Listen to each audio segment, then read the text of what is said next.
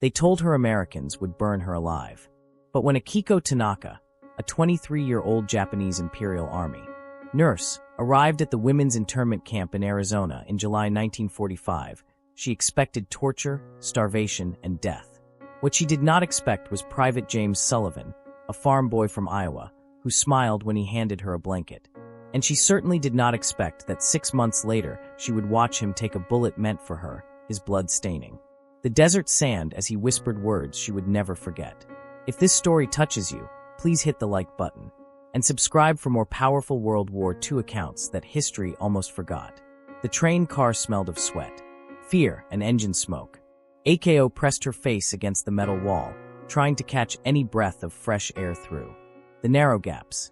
Around her, 17 other Japanese women sat in silence, their faces hollow from months of uncertainty. Some were nurses like her, others were teachers, translators, or clerks who had worked for the Japanese military across the Pacific Islands. The war had ended 3 weeks ago. The atomic bombs had fallen on Hiroshima and Nagasaki, and Emperor Hirohito had surrendered. But for these women captured during the final months of fighting, the war's end meant only the beginning of a new nightmare. They had been told stories by their superiors about what Americans did to prisoners. The propaganda had been clear and terrifying. The train slowed, its brakes screeching against metal. Through the gaps, Akiko could see nothing but endless brown desert stretching toward distant mountains. The Arizona landscape was alien to her, so different from the Green Islands where she attended wounded soldiers, so different from her hometown. Near Kyoto with its rice fields and cherry trees. The doors rolled open with a bang. Bright sunlight poured in, blinding them after hours in the dim car. Akio raised her hand to shield her eyes. Outside, American soldiers stood. In formation, rifles held across their chests. Guard towers rose against the blue sky. Barbed wire glinted in the afternoon sun. Out! Everyone out! A voice shouted in broken Japanese. The women stood on shaking legs, Akiko's muscles cramped from sitting so long. She was the first to step down onto the dusty ground. The heat hit her like a physical blow. In Okinawa, where she had been captured, the air had been thick and humid. Here, the heat was dry, burning, sucking the moisture from her skin within seconds. The desert smelled, different from anything she had known. Dust and sagebrush, something sharp and clean. No smell of ocean salt, no smell of jungle rot or blood-soaked bandages. The wind carried the scent of food cooking somewhere in the distance. Real food. Her stomach twisted with hunger she had been trying to ignore for days. Around her, the other women stumbled off the train. Guards barked orders in English.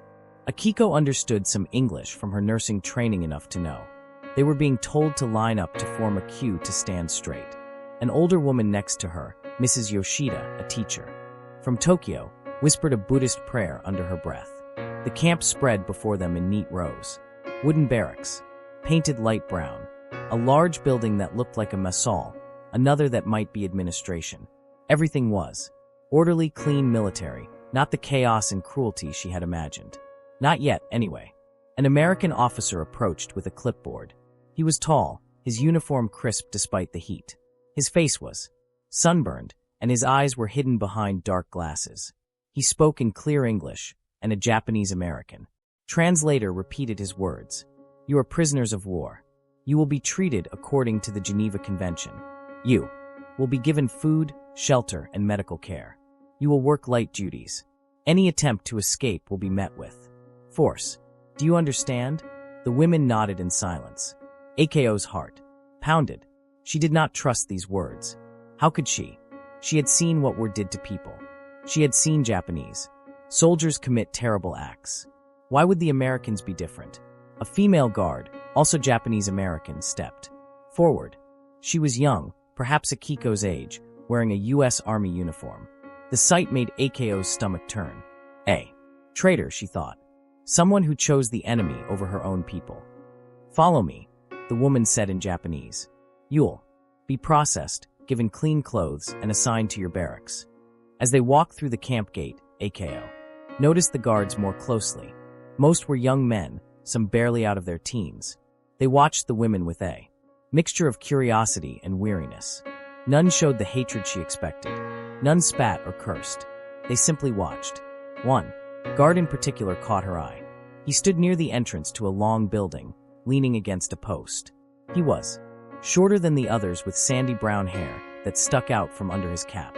His face was covered in freckles, and when he noticed Aiko looking at him, he did something completely unexpected.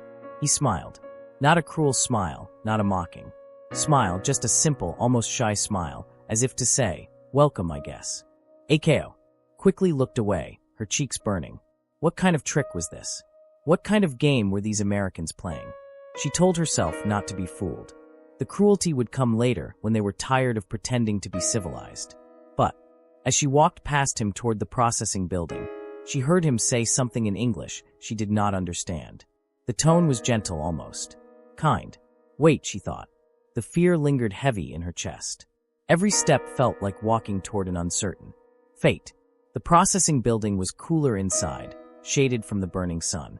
The women were led to a large room with benches along the walls. Female guards and medical staff waited for them. Everything was efficient, organized, almost gentle. "Remove your outer clothing," the Japanese-American translator said. "You'll be given clean garments after medical examination and dousing." Aiko's hands trembled as she unbuttoned her stained uniform jacket. She had worn it for weeks, sleeping in it, working in it, being transported in it. Underneath, her shirt was yellowed with sweat and dirt. She felt ashamed of her appearance, of her smell, of the lice that she knew crawled in her hair. The medical examination was quick. An American nurse, middle-aged with kind eyes, checked her temperature, looked in her mouth and ears, examined her skin for diseases. The nurse worked with professional detachment, but not cruelty. She even smiled slightly when she was finished. "Healthy," she said in English, making a note on a chart. Then came the showers. Aiko had expected cold water, perhaps a humiliating public washing. Instead, she was led to a tiled room with individual shower stalls. Hot water poured from the pipes. Real soap was handed to her, a thick white bar that smelled of lavender. She stood under the hot water and felt tears mixing with the streams running down her face. For the first time in months, she was clean, truly clean. The water turned brown at her feet, carrying away the dirt and grime of captivity. She scrubbed her hair 3 times, working the soap into a lather, feeling the lice wash away. When she emerged, wrapped in a rough but clean towel, she found new clothes waiting. Not a prisoner uniform as she had expected, but simple civilian clothes, a cotton dress, undergarments, socks, and canvas shoes. Everything fit reasonably well. In the mirror hanging on the wall, Aiko barely recognized herself. Her face was thinner than before the war, her cheekbones sharp, but her skin was clean, her hair damp, and hanging loose around her shoulders. She looked almost human again. Mrs. Yoshida emerged from another stall, also dressed in new clothes. The older woman's eyes were red from crying. "They gave us soap," she whispered in Japanese. "Hot water, clean clothes." "Why?" Aiko had no answer. She only shook her head. After processing, the women were led to the mess hall. The building was long and plain with tables and benches, arranged in neat rows. The smell hit Aiko the moment she stepped inside. Rice cooking, vegetables, meat, coffee. Her mouth watered instantly, and her stomach clenched with desperate hunger. American soldiers and female guards ate at some tables.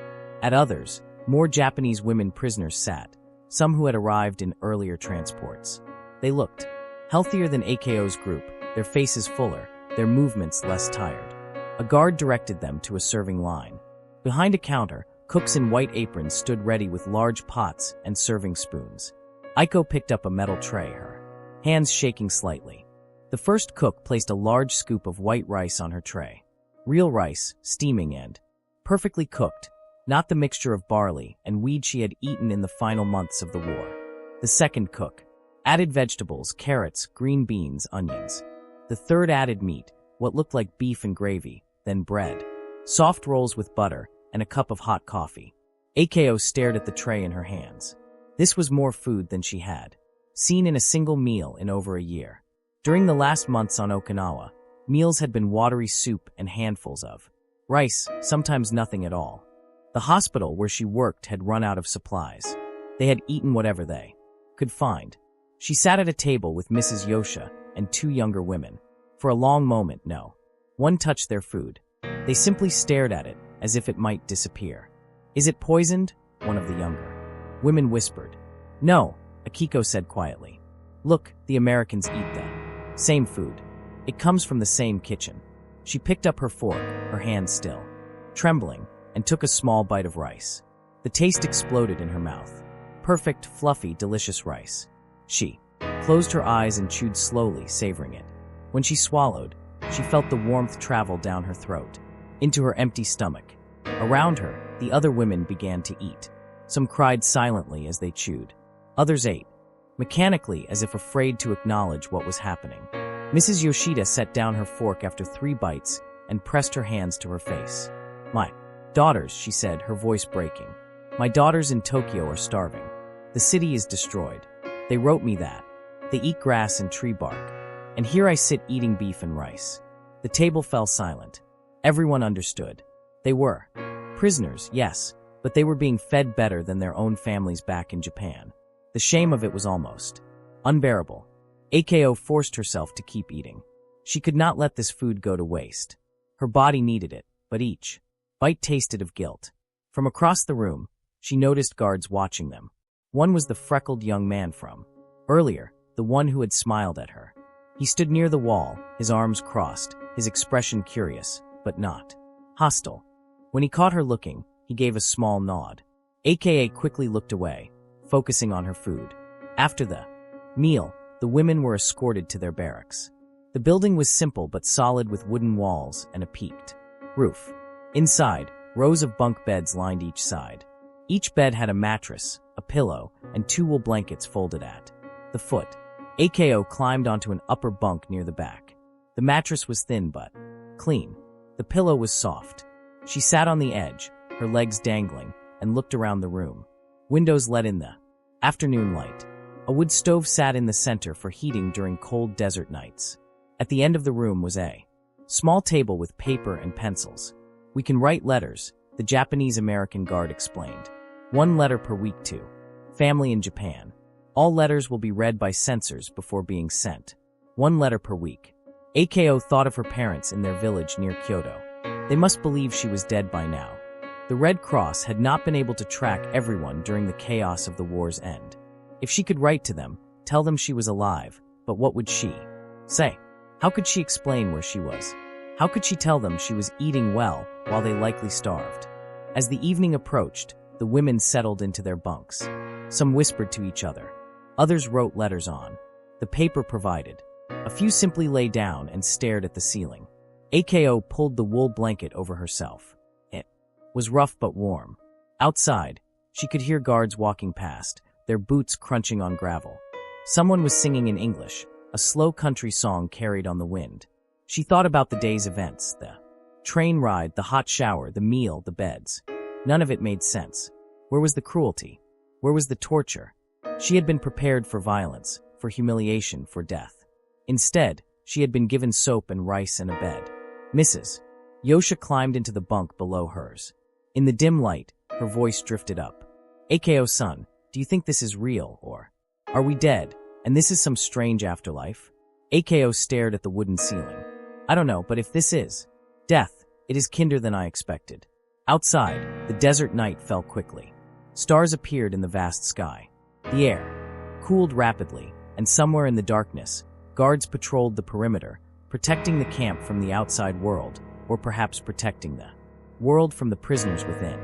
The days in the camp settled into a routine that felt both strange and comforting. Each morning, a bell rang at 6 o'clock. The women would wake, dress, and make their beds with military precision. Breakfast followed at 6:30 in the mess hall. Oatmeal or eggs, toast with jam, coffee or tea. Always more food than Akio had seen in the final year of the war. After breakfast came work assignments. The camp commandant had made it clear that all prisoners would work, but the work was light by military standards. Some women worked in the camp kitchen, helping prepare meals. Others worked in the laundry, washing uniforms and linens. Still others tended a vegetable garden that supplied fresh produce for the camp. AKA was assigned to the camp infirmary. When the medical staff learned she had been a nurse, they put her skills to use immediately. She would work under the supervision of the camp Dr. Captain Reynolds, treating minor injuries and illnesses among both prisoners and guards. The infirmary was a clean, well-stocked building with real medical supplies, bandages, antiseptics, medicines. After working in field hospitals with almost nothing, AKO found the abundance overwhelming. They even had enough morphine for pain relief, something she had not seen since 1943. Captain Reynolds was a thin, serious man in his 40s. He treated Akiko with professional respect, explaining procedures in simple English, and watching carefully to ensure she understood. He never raised his voice, never showed frustration when she made mistakes. "You're a good nurse," he told her after her first week. "Your training shows." The compliment caught her off guard. She bowed slightly, unsure how to respond. Work hours were from 7 o'clock in the morning until 4 o'clock in the afternoon with an hour break for lunch. After work, the women had free time. They could write letters, read books from a small library, or simply rest.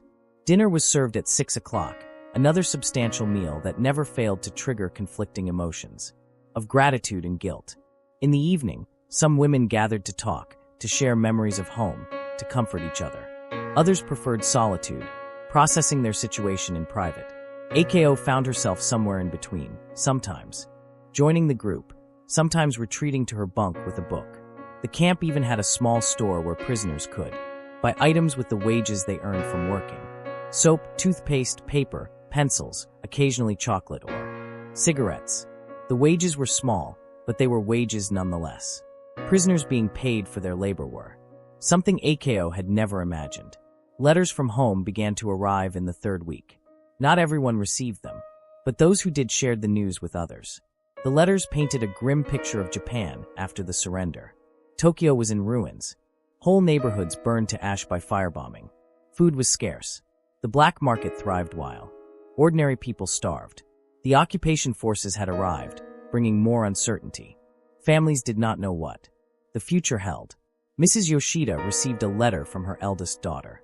She read it aloud to a small group one evening, her voice breaking. "Mother, we are so relieved to know you are alive. Tokyo is destroyed. Our house burned in. March. We live in a shelter made from scraps. We eat once a day if we are lucky. Sweet potatoes and thin soup. Father's health is poor. He cannot work. Please, if there is any way you can send food, we are desperate." The room fell. Silent. Outside, the smell of dinner cooking drifted from the masal. The women could hear guards laughing about something. The contrast was unbearable. AKO received her first letter from her mother. Her hands shook as she opened it. "My dearest AKO, wept with joy to learn you survived. We feared you had died in Okinawa. The village has suffered much. Many young men never returned. Food is scarce, but we manage. Your father works in the fields when his strength allows. We think of you every day. Please stay strong. We pray for your return." Her mother did not beg for food or help. That was not her way, but Akiko could read between the lines. "We manage" meant they were barely surviving. "Food is scarce" meant they were hungry.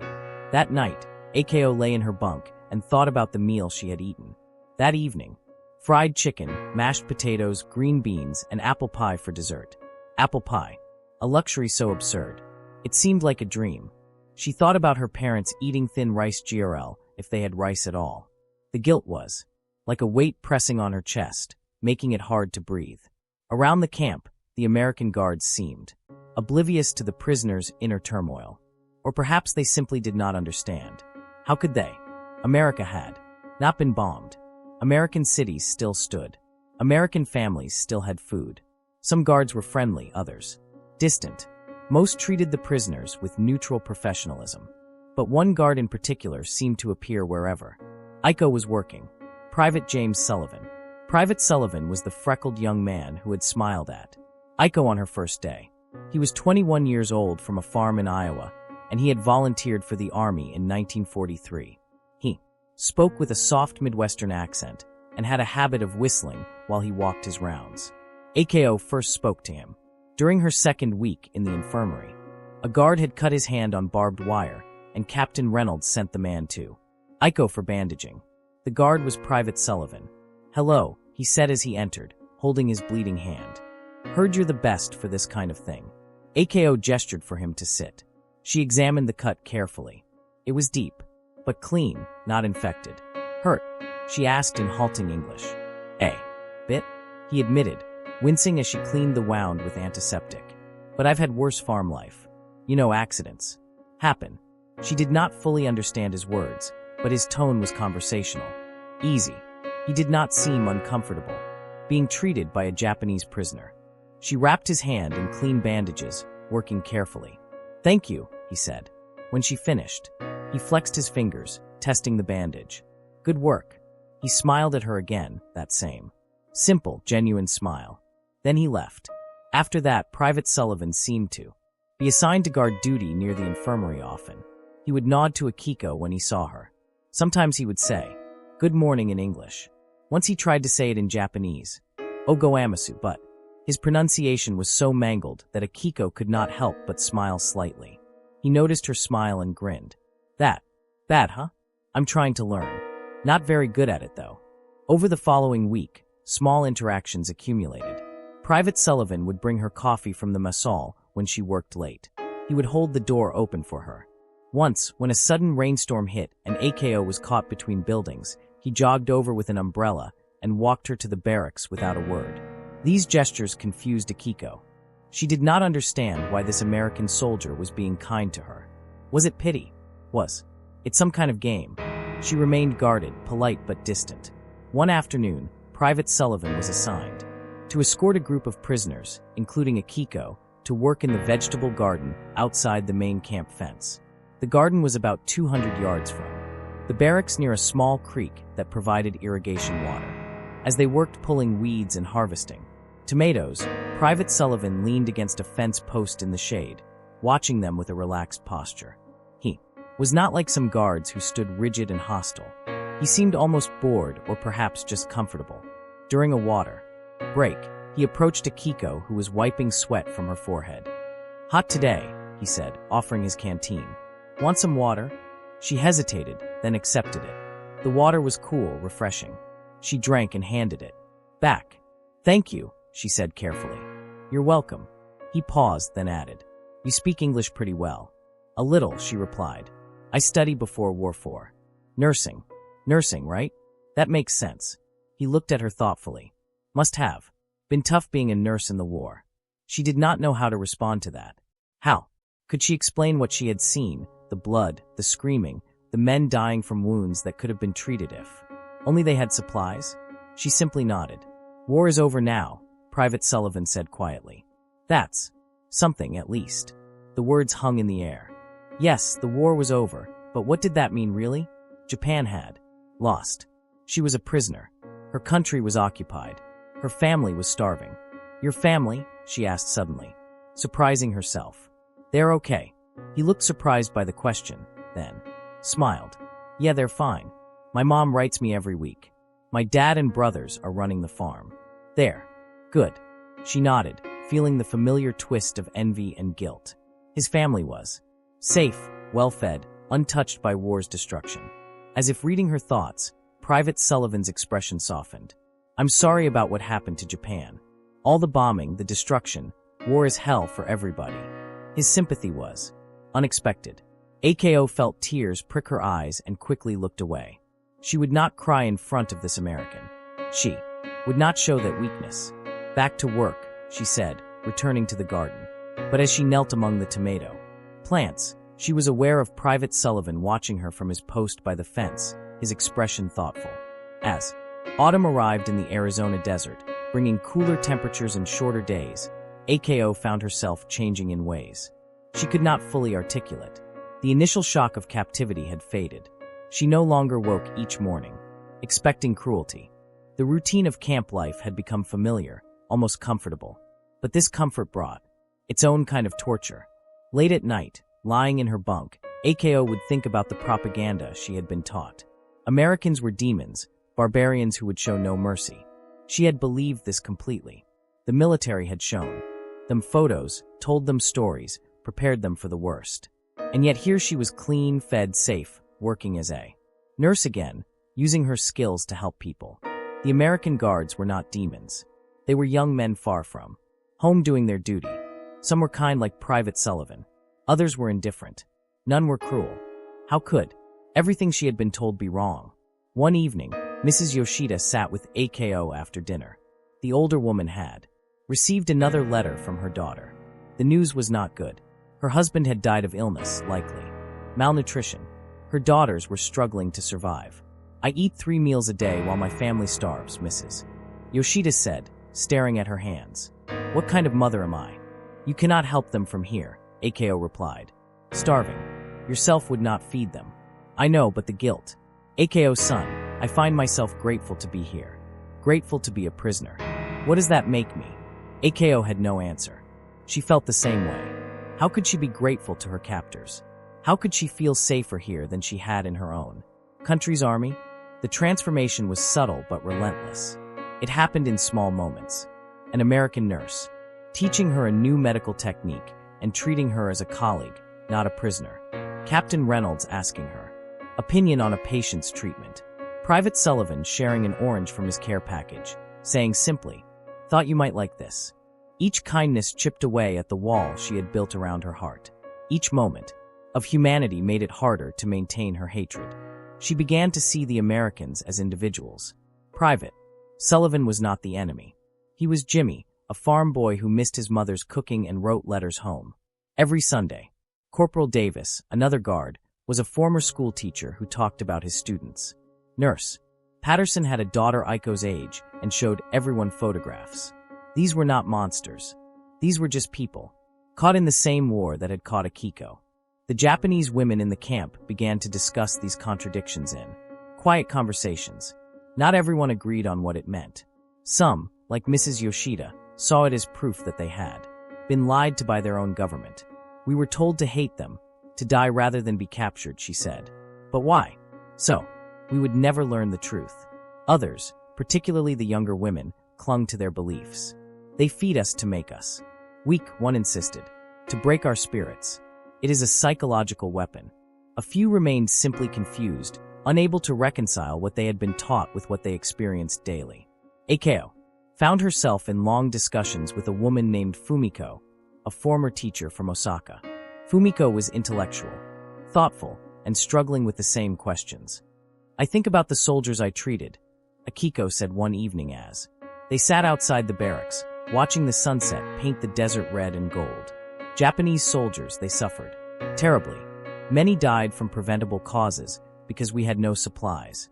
And I think if they had been captured by Americans instead of fighting to the death, would they have survived? Would they have been treated like we are being treated? Fumiko nodded slowly. The propaganda told us that capture was worse than death.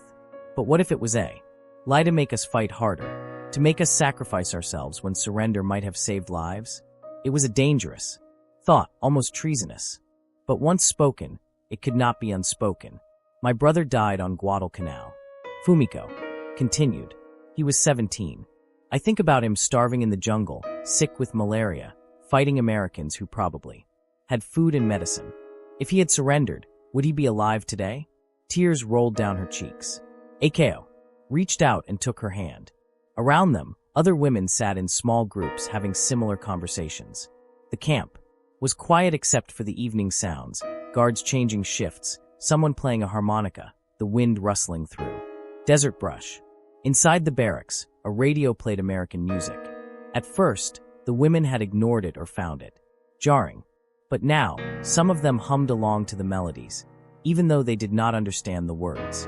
Cultural barriers were breaking down in small ways.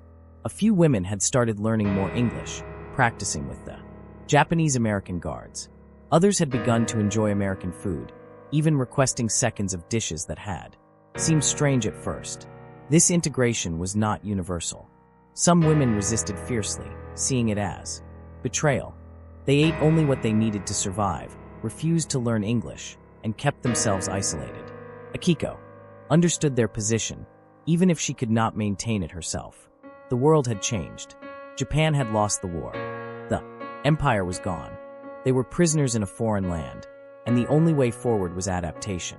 The true turning point for Akeo came in late November. Thanksgiving, the Americans called it.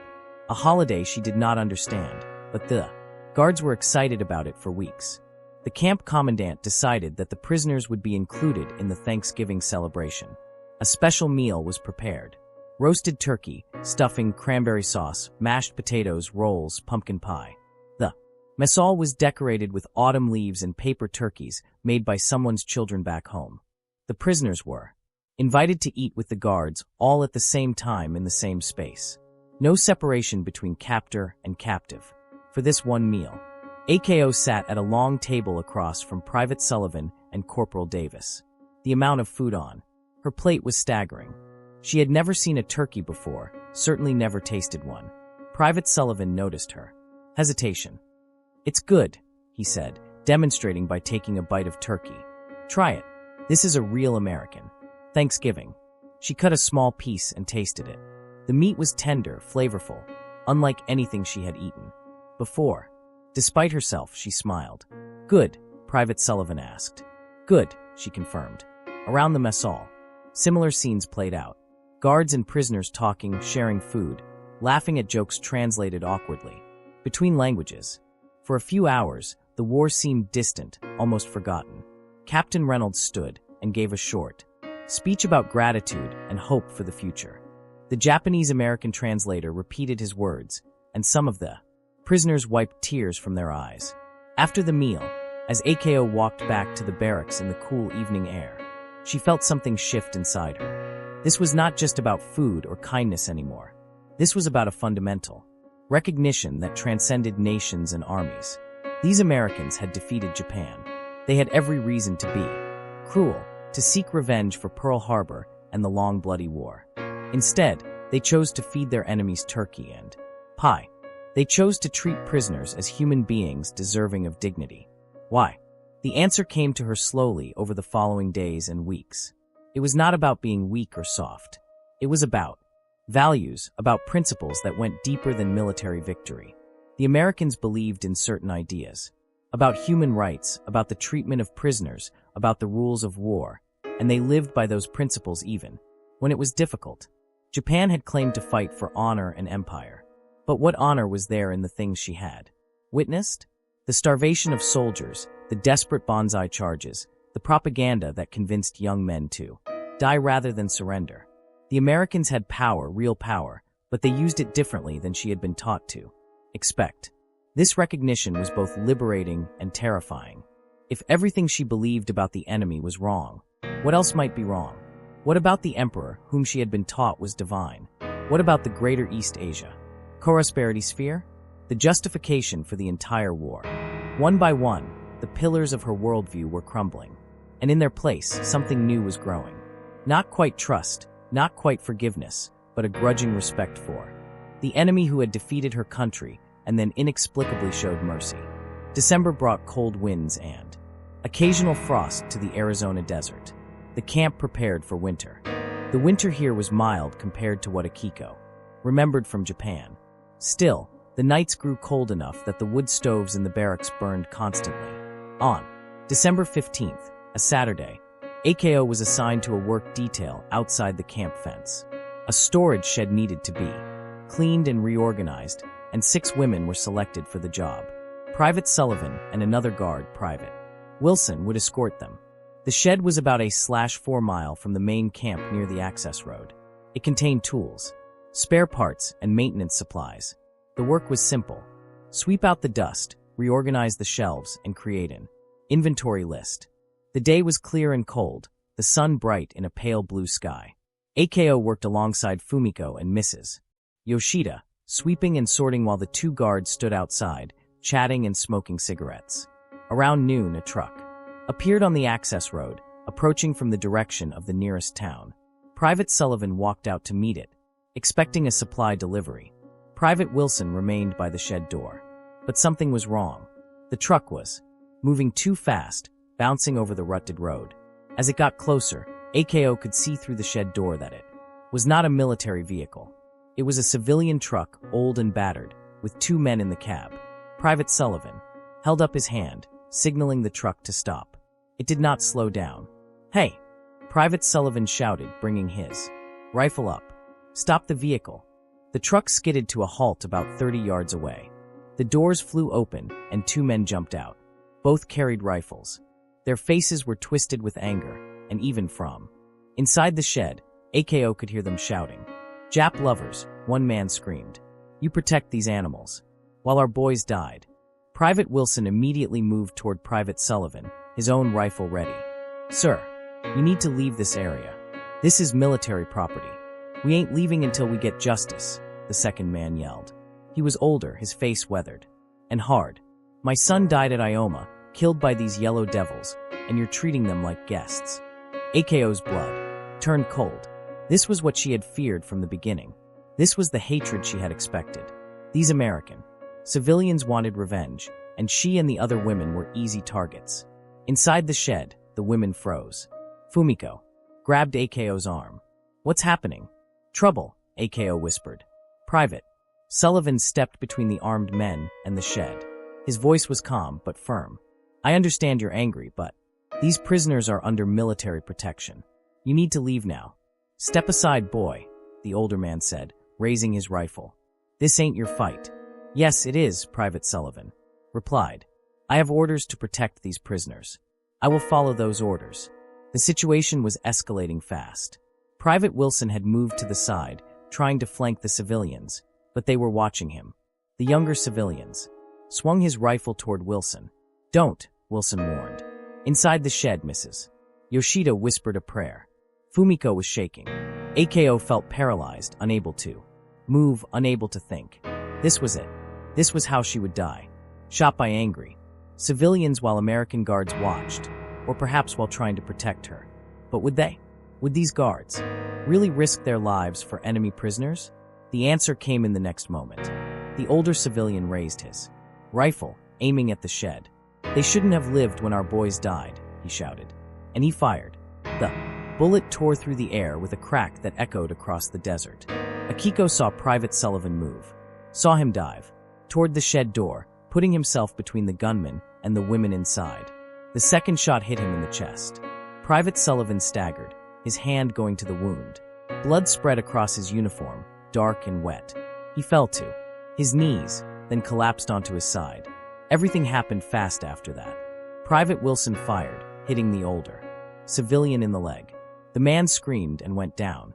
The younger civilian dropped his rifle and raised his hands. Terrified. "Don't shoot. Don't shoot." Wilson kept his rifle trained on them. On the ground now. More shots rang out. In the distance, guards from the main camp had heard the gunfire and were racing toward them. A siren began to wail, but AKO was not thinking about any of that. She ran from the shed, falling to her knees beside Private Sullivan. His eyes were open, staring at the sky. Blood poured from the wound in his chest. She pressed her hands against it, trying to stop the bleeding, but there was so much blood. "Sullivan," she shouted, using his name for the first time. "Jimmy, stay with me." He turned his head slightly, his eyes focusing on her face. He tried to smile, that same simple smile he always gave her. "You're okay," he whispered. "Good. Don't talk," AKO said, tears streaming down her face. "Help is coming. You'll be okay. You have to be okay." But she was a nurse. She knew what a chest wound looked like. She knew what it meant when blood came from the mouth. When breathing became shallow and labored, he was dying. "Tell my mom," he gasped, his voice fading. "Tell her. I did my job. Protected innocent people." "You did," AKO sobbed. "You saved us. You saved me." His hand reached up, shaking, and touched her arm. "Not demons," he whispered. "Just people I knew from the start." Then his hand fell. His eyes went distant. His chest stopped moving. Private James Sullivan, 21 years old, farm boy from Iowa, died in the Arizona desert with his head in the lap of a Japanese prisoner he had sworn to protect. Akiko held him and screamed, a sound of anguish that came from somewhere deep inside her, a place where all the pain and confusion and guilt and grief of the past months lived. Guards surrounded them. Someone pulled her away from the body. Medical personnel arrived, but it was too late.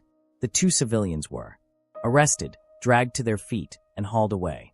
But none of it mattered. Private Sullivan was dead. He had taken a bullet for her, for a prisoner, for the enemy. He had put her life above his own without hesitation. And in that moment, everything AKO believed shattered completely. The camp went into lockdown after the shooting. The two Civilians were turned over to local authorities and charged with murder and attempted murder. The incident made headlines across the country. POW guard dies protecting Japanese prisoners. Akiko spent 3 days in the infirmary treated for shock. She could not eat, could not sleep. Every time she closed her eyes, she saw Private Sullivan falling, saw the blood spreading across his chest, heard his final words. Captain Reynolds stayed with her, talking quietly, making sure she drank water and took small bites of food. Nurse Patterson sat with her at night when the nightmares came. He was a good man, Captain Reynolds said. He believed in doing what was right, even when it was hard. He died for me, Akio whispered. I am the enemy. Why would he do that? Because you're not the enemy, Captain Reynolds replied. Not to him. To him. You were just a person who needed protecting. That's who Jimmy was. The funeral was held on a cold December morning. The entire camp attended, prisoners and guards alike. Private Sullivan's body was placed in a flag-draped coffin. His fellow guards served as pallbearers. A chaplain gave a eulogy about sacrifice and duty and the better angels of our nature. Akiko stood with the other prisoners wearing a black armband. She wept openly no longer, caring who saw around her. Other women cried too. Even those who had resisted connecting with the Americans were moved by what had happened. When the chaplain asked if anyone wanted to speak, Akiko surprised herself by stepping forward. Her English was halting, imperfect, but she spoke from the heart. Private Sullivan, he show me kindness when I expect hate. He treat me like human when I am prisoner. He died protecting me. Enemy person I will never forget. I carry his sacrifice all my life. He teach me. People can be good, even in war, even to enemy. She bowed deeply. The Japanese gesture of ultimate respect and returned to her place. After the funeral, the camp commandant announced that Private Sullivan would be posthumously awarded the Soldier's Medal for heroism.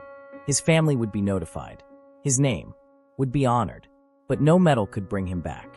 No honor could undo his death. In January 1946, the first groups of Japanese PS began to be repatriated. Ships were being organized to transport prisoners back to occupied Japan.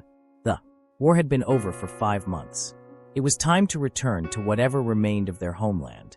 Akio received the news with mixed feelings. Part of her desperately wanted to see her parents, to return to the village where she had grown up, to smell the cherry blossoms in spring. But another part of her dreaded leaving the safety of the camp, the routine she had come to know, the people she had worked with. Most of all, she could not stop thinking about Private Sullivan. His death had changed her in ways she was still discovering. She found herself thinking about his mother on the Iowa farm, receiving the telegram about her son's death. She thought about his father and brothers, working the fields without him. She wrote a letter to his mother. It took her a week to compose it with help from Nurse Patterson to correct her English. Dear Mrs. Sullivan, my name is Akiko Tanaka. I was a prisoner at the camp where your son served. I am writing to tell you that your son was a hero. He died protecting me and other prisoners from men who wanted to kill us. He did not have to do this. We were the enemy, but he saw us as people deserving of protection. Your son was kind to me. He smiled. He shared his food. He treated me with dignity when he could have treated me with hate. Because of him, I learned that not all enemies are monsters. Because of him, I learned that people can choose kindness even in war. I am sorry I cannot give you back your son. I am sorry that he died protecting someone like me. But please know that his sacrifice was not in vain.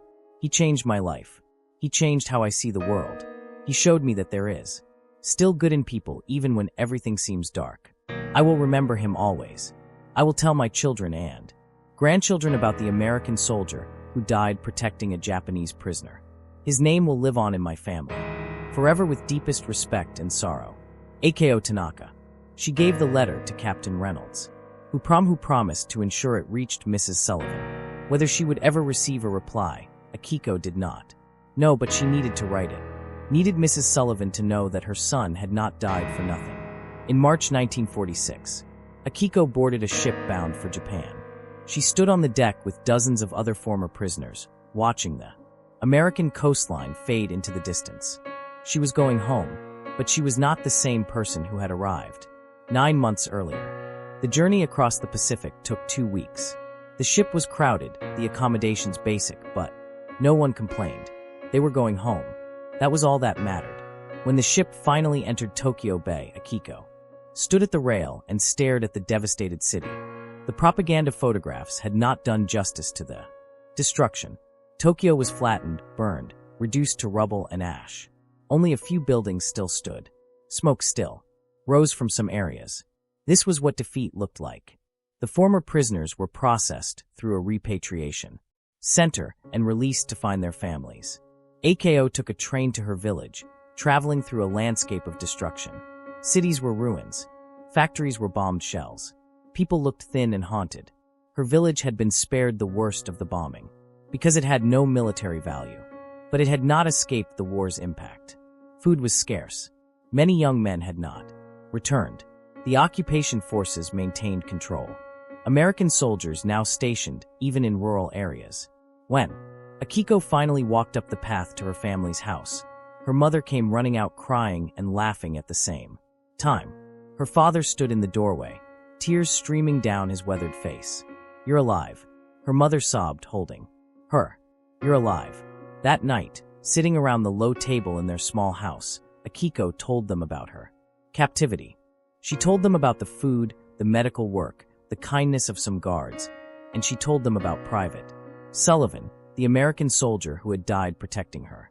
Her father listened in silence, his expression unreadable. When she finished, he spoke quietly. "The world has changed, Akio. Everything we believed, everything we were taught, much of it was lies. We must learn to live in this new world with new truths." "I know, father," she replied. "I learned that in America." In the years that followed, Akiko worked as a nurse in Tokyo, helping rebuild the country's shattered medical system. She married a school teacher, had 3 children, and lived to see Japan rise from the ashes to become a prosperous, peaceful nation. But she never forgot Private James Sullivan. She kept a photograph of him that Captain Reynolds had sent her, given by Sullivan's mother in response to Akio's letter. In the photo, Sullivan stood in front of a barn in Iowa, young and smiling, his whole life ahead of him. She told her children about him.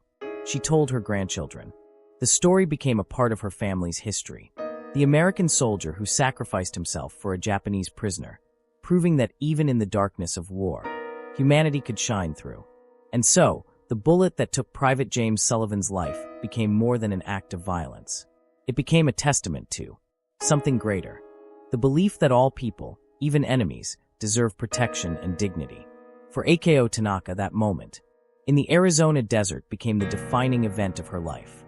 The moment when everything she believed shattered and reformed into something new. She had arrived at the camp expecting torture and death. She had been prepared to die, with hatred in her heart. Instead, she found kindness from unexpected sources, and when death came, it came for her. Protector, not for her. Private Sullivan could have stepped aside. He could have let the angry civilians have their revenge. No one would have blamed him. These were enemy prisoners, representatives of a nation that had killed thousands of Americans. But he did not step aside. He stepped forward. He put himself between the guns and the women he had sworn to protect, and he paid for that choice with his life. The contradiction was almost unbearable. The enemy showed more honor than her own. Propaganda had taught her to expect. The Americans who had every reason to hate chose mercy instead. And one young soldier, barely more than a boy, chose to die rather than let innocent people be murdered. Years later, when Japan and America had become allies, when the war was taught in history books as something from another era, Akio would stand at memorials and look at the names of the dead. She would think of Private Sullivan and whisper a Buddhist prayer for his soul, hoping that somehow, somewhere he knew that his sacrifice had mattered. She would tell anyone who would listen about the American Guard, who took a bullet for a Japanese prisoner. She became a voice for reconciliation, for understanding, between former enemies, for the belief that peace was always possible if people chose compassion over hatred. As she told her grandson decades later, holding the faded photograph of a freckled young man in an army uniform, "He showed me that people are not defined by their nations or their uniforms. We are defined by our choices. And he chose to be a hero." That is the story worth remembering. The story of how one moment of sacrifice bridged the divide between enemy nations and showed that humanity can transcend even the deepest hatred. If this story moved you, please hit the like button and subscribe for more powerful true stories from World War II. These accounts remind us that even in history's darkest chapters, individual acts of courage and kindness can light the way forward. Thank you for watching, and remember, the past teaches us, but we choose what lessons to carry into the future.